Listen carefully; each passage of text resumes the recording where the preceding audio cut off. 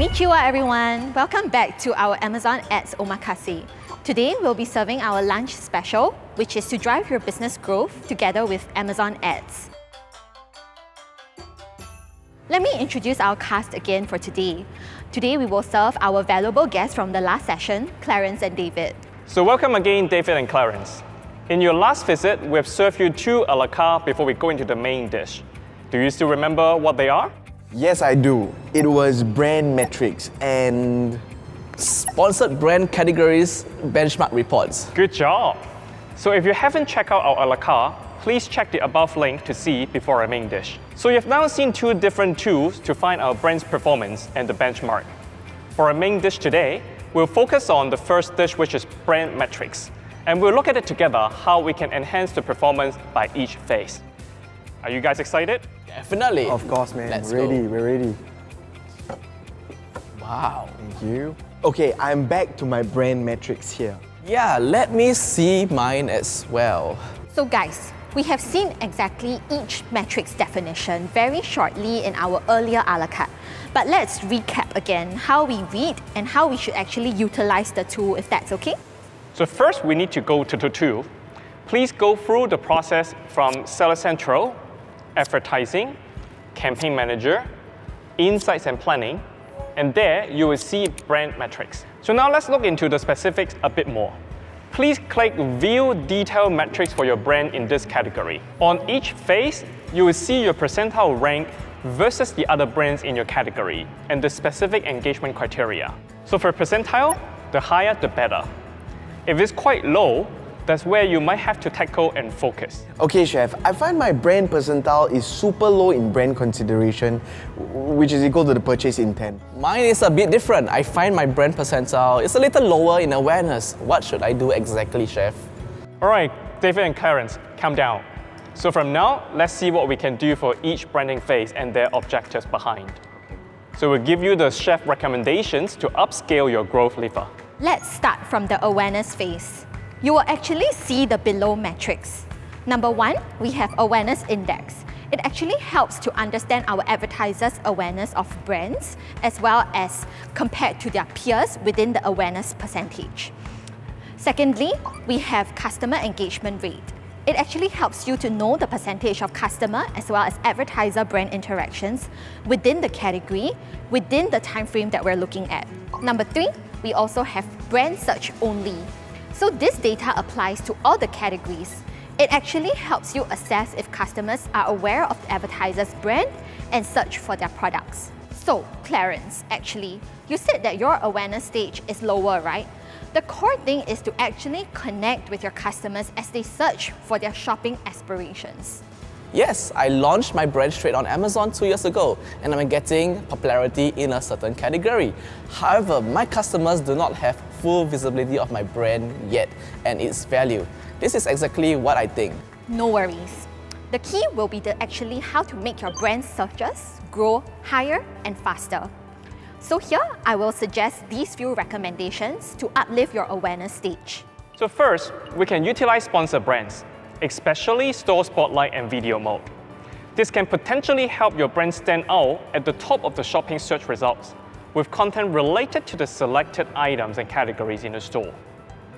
So secondly, you can also utilize brand keywords with high category searches, which drive traffic to the products. In addition, think about adjusting beats based on the ad placement. For example, top of search, that will help improve your visibility of the brands. I heard about sponsored display actually. How much of this is actually crucial to the awareness stage?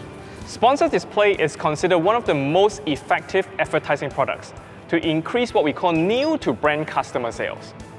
Advertisers using sponsored display find that up to 82% of the sales come from the new-to-brand buyers. Sponsored display can help reach audiences on and off Amazon based on relevant shopping activities to increase the brand awareness. So you can use audience targeting, product targeting, and product category targeting all together. With this, advertisers can also place product on similar product detail pages or complementary product detail pages. Oh, okay. Then I've actually used sponsored brand product collection mode, which was to signify 3 different ASINs together. Now I will start 2 different campaigns by itself. Sponsored brands, which is store spotlight with branded keywords, and also sponsored display, product targeting, which would place my products on similar product detail pages and complementary pages to get more traffic to my brand store or product pages. Good job! After seeing the progress for about 2 to 4 weeks, let's move into optimization by bidding or placement changes. I see, that is super clear now. Chef, I want a custom dish too. So I want to know on purchase intent stage, my brand shows lower index on purchase intent. Especially the add to cart is significantly lower. Great, David. You have a lot of good questions. So now that we're on the customized dish, let's talk about what are the action points.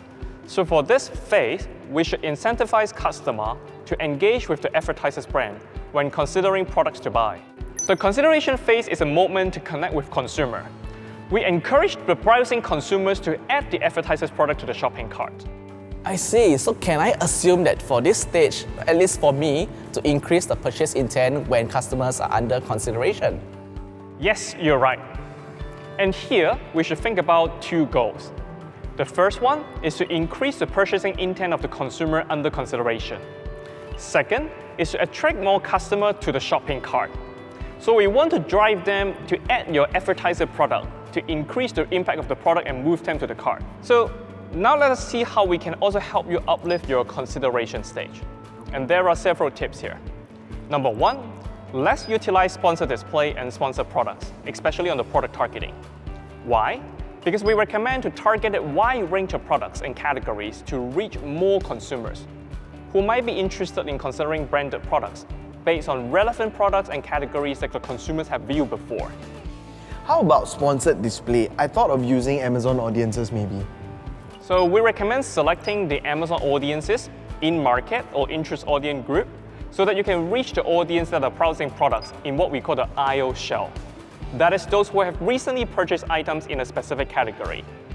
With this strategy, you can reach audiences who are viewing products in the same category as the product you advertise, so potentially increasing their buying intent.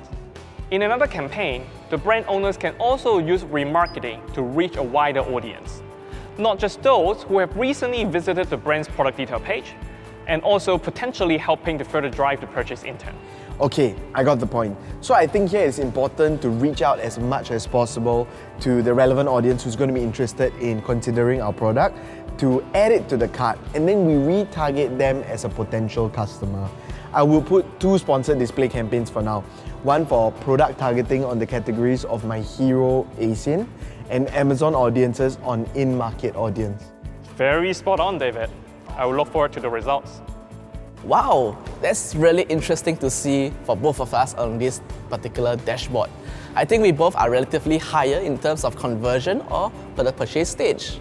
So I think that this would be the core of our branding funnel, isn't it? Right, absolutely. I think we want to check whether we are doing it the right way. Very good point, David. Have you actually thought about what is important in this stage? Making someone to buy? Yeah, make a customer to a high-value customer. Actually, you guys are both correct. You're almost like a chef already. Why don't you want to move here? So for the purchase phase, it's actually important to think about these 2 points. Number 1, how to create repurchase behavior, and number 2, how to build brand loyalty. So what should we actually focus on? So we should actually think about these few goals. Firstly, how to increase your customer conversion rate. Second, it's to actually transform your brand buyers into high-value buyers. Top customers have a high return on engagement, which is also known as ROE, such as the top 10% of your advertiser sales, and a high number of subscribe and save customers are really valuable to you. So we highly recommend for you to re-engage your existing customers, people who have bought you before, and re-engage with your advertised products. Then, most importantly, you can also estimate the value of the advertiser's brand engagement within a category. So very interesting part. How can we uplift our purchase, like our loyalty stage? David, you're asking another important question. So there are several tips here. Number 1, on sponsored products and sponsored brands. We have to optimize keyword and product targeting before we start any campaigns. It is extremely important to increase the accuracy of targeting, to increase the conversion rates, to expand the buying audiences. So here are some product optimization tips. You can set up the subscribe and save to make it easier for the customer to repurchase.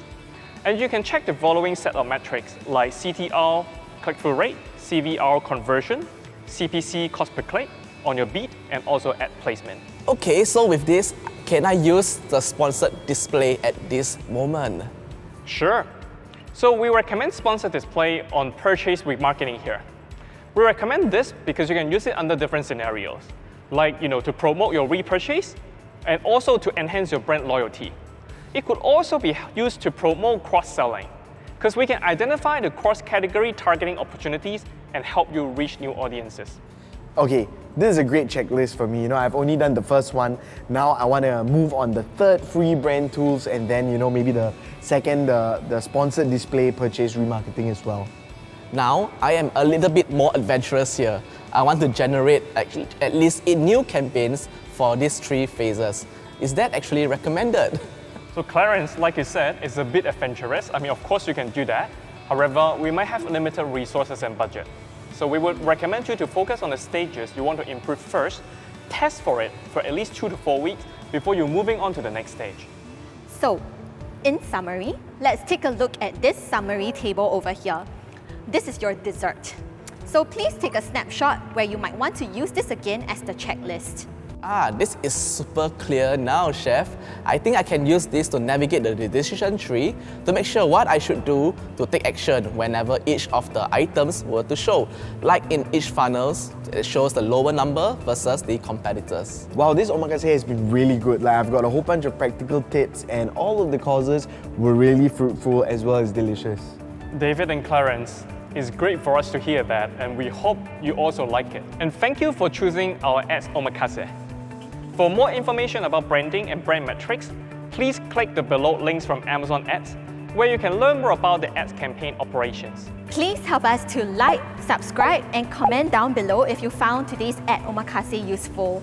Feel free to also download our interactive guides. Drive measurable growth with Amazon Ads. See you next time. Bye.